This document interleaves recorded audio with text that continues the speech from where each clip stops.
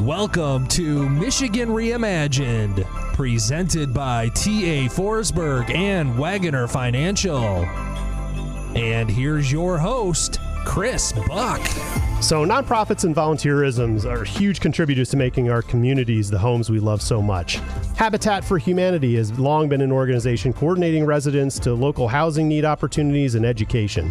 Here to share the work of the Habitat for Humanity of Kent County is the Executive Director, Ms. Beverly Thiel. Welcome to the show, Bev. It's great to be here. Thank you. My pleasure. So Habitat for Humanity as an organization, can you talk a little bit about how it got started and what the mission really overall is meant to be? Absolutely. So many years ago in the 70s in Georgia, the original founding happened, right? So it was really around housing equity. People of color were not able to have homes. People of color were not getting opportunities to have home ownership particularly. So grassroots efforts like bringing volunteers together, bringing churches together and building homes, and really in that time building mostly communes, right? Like places where neighborhoods and communities were being built. So foundationally, Habitat is really built around community. Got it. Okay. And then the Kent County chapter, right? So clearly there's chapters all over the country, I would imagine, right? Is it international? It is international. Is it really? Mm-hmm. Okay. So Kent County, West Michigan, you're celebrating a milestone year. Talk a little bit about that. We are celebrating our 40th anniversary. And I think what is more impactful than that is our 500th family.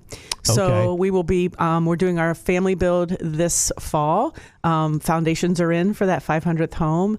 And remarkably, it's on the same street as our first home. So lots of celebrating happening in Kent County, in Grand Rapids in particular. Got it. And it started out as City of Grand Rapids focused and expanded to Kent County. Did I read that somewhere on your website? Exactly. Yeah. Okay. So the major focus was in the city of Grand Rapids. And then as Habitat affiliates grow, so does their geographic area. So we have all of Kent County and have built all over Kent County. So villages north of Grand Rapids, south of Grand Rapids, and then, but particularly we spent most of our time in three neighborhoods in Grand Rapids where we focus most of our builds. Got it. And I guess, kind of at face value, I'd be curious to hear the story of why this is important to have a nonprofit doing this work. You would think that local government or the home building community, like there would be some other natural ways to make sure that our society is creating equitable housing. So yeah, I think when you talk about the equitable piece, it's mostly around the affordable and accessible that makes it more of a nonprofit mission, right? So we're providing homes for folks who their annual income is around $40,000 to $60,000. So that's not a typical builder, right? A typical builder can't afford that slow of a pace, can't afford to go out and fund for each home. The amount of time it takes us to do a home, it just doesn't make a great business model, right? So that's where the volunteerism really supports our work, because those volunteers are they're building a house. And so I think the model of nonprofits doing affordable housing works because of government funding and because of charitable support and because volunteerism. And so the funding is necessary because a builder can't, using very rough numbers, it might cost $300,000 to build a house that costs $150,000. Like the needed home costs more to build than what you're hoping to sell it for, right? Especially now with the material shortages and high rates and labor, rates and all that kind of stuff. Right. So it still costs Habitat $300,000 to build a home, and then we sell it to the homeowner at appraised value. So that could be touch and go. But what their mortgage reflects is no more than 30% of their income.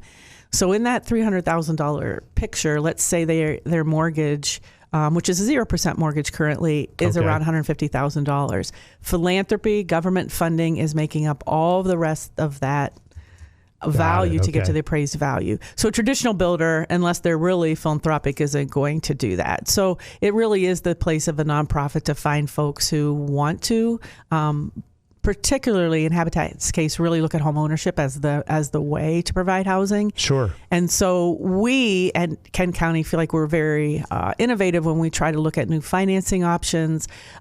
There's something called sweat equity that is partnering. We're looking at how to break down equity in that.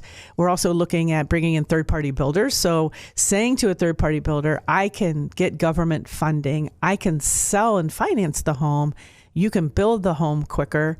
it allows us to be more impactful. So it's one of the places that Habitat Ken is going, is how can we be most impactful during a housing crisis? I know you mentioned that at one point, like we're in a housing crisis. And so how can we think differently? Right. Okay. And so you've got a staff, right? You've got a board of directors that kind of steer the ship, right, for the nonprofit. And then you have the volunteer base. Talk about those three entities and how do they kind of play together and what roles do they each have? It's a fun place to be. Sometimes working for a board, folks find that can slow you down. I tend to look at a board as being a group of really highly skilled folks. In my case, in housing, financing, I've got attorneys, I've got builders, right? Like I have the people who can help me make change and help lead really in a space of what is the legacy that we want. And our legacy today is we really by 2031 have our 1,000th homeowner. So it took us 40 years to get here. How can we then, so that's through board leadership. And then staff is made up of just highly skilled folks in many, many, many spaces. So Habitat is different than a traditional builder because we have people who are raising funds. We have folks who are educating homeowners on financial literacy and home ownership. And then we have a whole construction crew that's building a home. So it's just a different model. So the skill set of the staff is really important. And then you add volunteers in. And so it takes a really sweet soul to build a house. And then it takes a really highly skilled staff to get that sweet soul to build a house, right? No kidding. So at any given day, you could have someone that knows how to swing a hammer or someone who is just there because they are so excited about the prospect of a building. And so our carpenters are really just the best educators on building that there is. Got it. Okay. So you do have people on staff that know how to build. Absolutely. We have a whole, I know there has been lots of questions about that. And I think, while Jimmy Carter is the greatest influence in folks of understanding volunteerism and Habitat, it also led people to think, oh my gosh, is this how this is happening? So the structure of the home is begun by volunteers. And then once we get into drywall, HVAC, plumbing, electrical, that is all subcontracted out. So there's specific things that volunteers do. But that feeling of community when a homeowner and volunteers are working together is really what we're really trying to develop. So what's the pace of all of this? So, you kind of come up with a plan for a single house and you get all the ducks in a row. And then you go build that. And then when that's done, do you move to the next one or do you have multiple houses going at the same time? We try to have a 3-year portfolio of property. Okay. So we buy property typically in Grand Rapids in 3 focused neighborhoods. And then we try to have a portfolio. Now, some of that property can be developed quickly. Some of it has through land bank is required to be developed. I was wondering if the land bank was involved. And then other times we just buy property that we can hold on to. So we typically are building 2 to 3 homes at a time. Okay. We try to produce 10 new homes every year and then do repairs and rehab on about 15. So that's all done internally through our staff team. And so really at any moment, every day of the week, we're on site with 1 to 2 homes. And then there's 10 to 15 volunteers at each site every day. And so from the time we break ground until we complete a home and get certificate of occupancy, it's usually about 8 months. The slower process is how long the process is for folks to get through all of their partnering with us. And so we're really looking at that and saying how equitable is that in a time where equity and housing is important. We're going to try to kind of blast that up a little bit and spend some time there. So it can take as long as it takes someone just to get through all their literacy classes, their time they volunteer on site.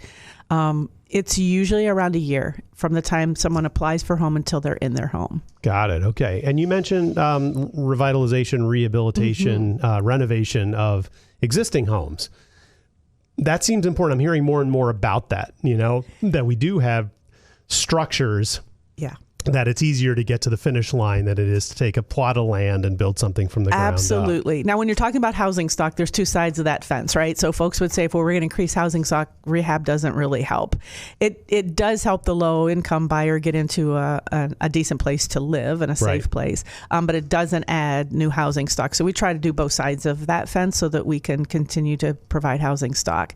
Habitat has a interesting deed restriction that we have first right of repurchase of homes. So if we build a Habitat home and the home buyer now wants to move on to their next home, we have the right to buy that back, first right to repurchase that. So typically that's how we get a lot of our rehabs. And then we just go out on the market and buy rehabs in the market. And so, rehabs are a great way to bring folks in. Really, I think what Habitat does really well is finance. And so I think that's the piece that folks kind of get lost with Habitat. Everybody knows about a build, but it's really around the financing and taking each individual home and saying, how can we get a low-income buyer in this home? So the majority of our work is spent, how do we make deed restrictions? How do we make different policies and procedures to keep housing affordable, and to keep that house in someone's hands who needs an affordable home? So there's a period of time when the land or the structure being built is in the ownership of Habitat. Yes. And then it does transition as an owner. You're not renting any of these. You don't have a portfolio. You hold it, fix it, and then officially sell it to the occupier. Yes. Everything we do is home ownership. So there's no rental involved in Habitat. And that is where the equity got all with the redlining and all of that, right? I mean, the generational wealth and, that is where families end up getting nest eggs of capital, right? Yeah. And I think in Grand Rapids, there's quite a story to tell. So the biggest neighborhood that we work in is Roosevelt Park neighborhood. It's where our offices are. It's where we've done the majority of our building.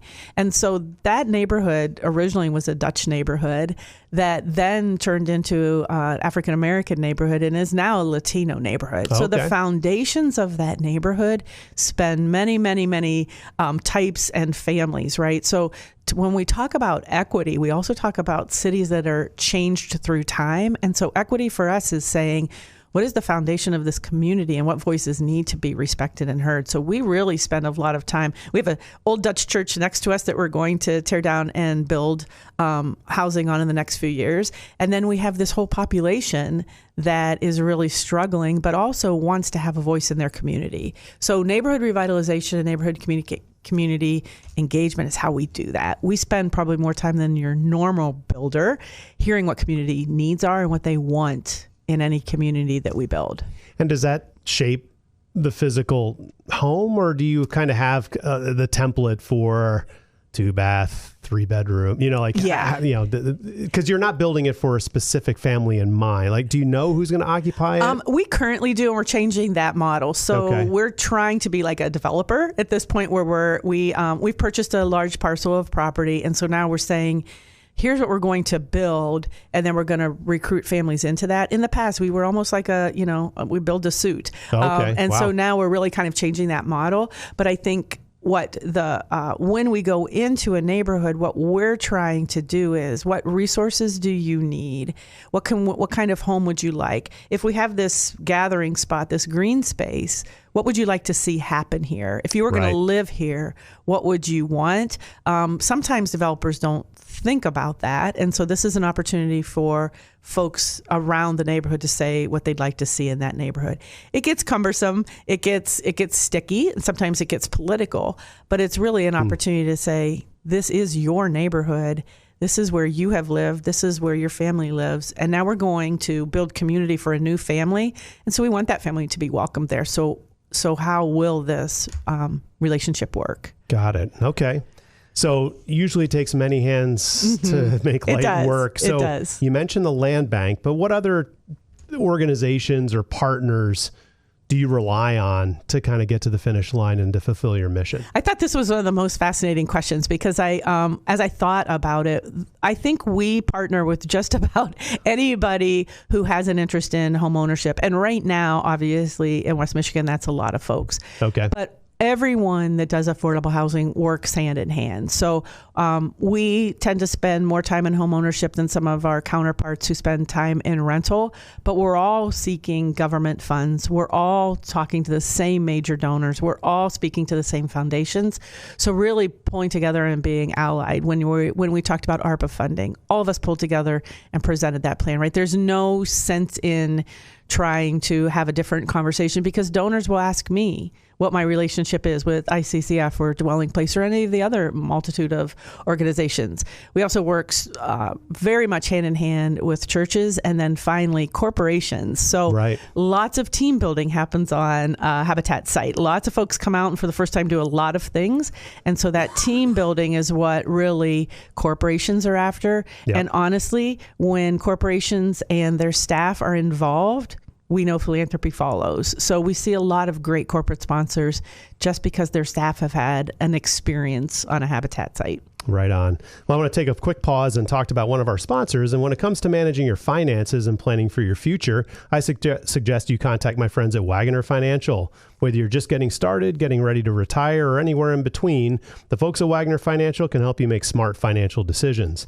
Don't navigate complex problems on your own. Wagoner has the expertise to help you feel confident that you're making the right financial choices. Contact an advisor by calling 517-853-3367 or visit their website at wagoner-financial.com. So all of those partners, help you get it done, which is fantastic. You talked about identifying neighborhoods and you talked about acquiring properties. That in its own right seems like a really complex process. Was it the city that helped you identify what neighborhoods they felt we needed to kind of create new housing options, or how does that get decided? No, it doesn't. The city will provide lists of foreclosed properties that are available for purchase, and they do provide an incentive for nonprofits to buy those properties. Okay. So they're usually at a lower cost than they would be to a developer. But most developers just don't do infill lots, right? We do single infill lots. It's just not a lot of money to be made on a one-off house unless someone really wants to build a house there, right? So our model's a little different. We're building houses and putting people in them. We don't have a buyer particularly. So I would say that the city is hugely helpful in government subsidizing. There's home funds. There's all kinds of government subsidies that city provides, the land they provide. There's also all kinds of systems in place that allow affordable housing to happen. Where we're seeing the most support right now is obviously through ARPA funding, but there's so many entities saying, there is a housing crisis, and that crisis is the full spectrum of housing. Yep. So even if folks are beginning to support higher end housing, it's opening up housing stock for affordable housing, right? The whole trickle down. The whole trickle down. Yeah. And so we're in a space now where opportunities are booming. And so really spending time saying, how do we want to best embrace that and still pay attention to affordable housing and accessibility. Yeah. And I was thinking about that. I mean, you 40 years, congratulations again. And we'll talk about maybe celebration you might have coming up. But over the 40 years, like right now, and you've already kind of answered the question a little bit, but do you as an organization view this as a unique time in history? Because it seems like the pressures on housing, especially as we have a lot of inbound development and new jobs being promised. And historically, we just need jobs in Michigan. Yeah. Well, now it's like, we got a lot of jobs in Michigan. People can't find enough folks. Now we need kind of that infrastructure of people, right? The public transportation, rural broadband, childcare, and housing of all kinds of varieties. Yeah. Do you folks internally kind of look up and just say, wow, back in this time we were dealing with this, back in this time we're dealing with that, and right now things just feel different? Yeah, that's exactly right. Okay. So 2008, there was a little crisis that happened in 2008, I remember right? something about that, yes. And so affordable housing got a boost then. And then I wasn't with Habitat then, but we were working like crazy to use all of that government funding. Yep. And so as we really looked at, when we shut down for COVID, we realized there's something's going to happen here, right? When we come back to work. So we really spent a lot of strategy around how we could be most impactful. And then the funds start to come. Now, funds are very much for housing, are very much a political thing. So depending on who your president is, how much funding you're going to get in affordable housing. And so it is the time to capture that and say, how can you be? And so for Habitat, our model of philanthropy was great, but we need to provide more government funding with that so it will go further. So we're now looking at new models to say they have to be able to afford this house.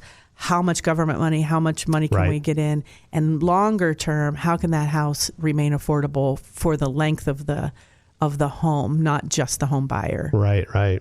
So, are there stipulations as to how long they need to live in that house before they can potentially sell it? No. I mean, logically there is, with your mortgage and everything, but no. Okay. Some of our mortgages go up to 40 years just to keep those mortgages affordable. So what we found is that affordability left when the homeowner left, right? Yep. All that. So we're working on policies to keep that subsidy with the home so that it always remains affordable. Makes sense. Yep. All right. Well, clearly, if anyone's been paying attention to this conversation, you folks are doing amazing work. And so you deserve to celebrate your 40th anniversary. So what's on the agenda for your celebration? So we are doing a huge gala on October 26th, really just inviting folks in. We have a lot of plans for the future. We're working on some larger projects. And so we're excited to tell that story and get folks excited about that. So really just checking out our website at habitatkent.org, and you'll find all the information on not only how to find out about that gala, but also to volunteer, to donate, and just learn more about what we do. That's fantastic. So habitatkent.org is where you can learn more about this fantastic organization. We've been talking to the executive director of the Habitat for Humanity of Kent County in West Michigan, Beverly Thiel. Thank you so much for joining me today, Bev. Thank you.